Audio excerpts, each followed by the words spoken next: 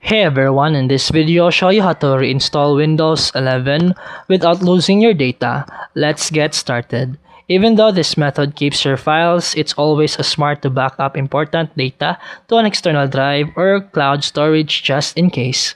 What you need to do first is click the Start menu, open the Settings, then go to System, then click Recovery. Then under recovery option, click reset this PC.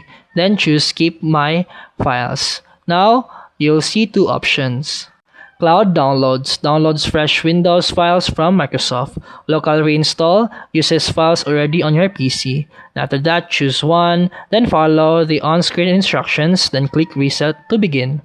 Your PC will restart and reinstall Windows 11 while keeping your personal files in folders like Documents, Pictures, and Desktop.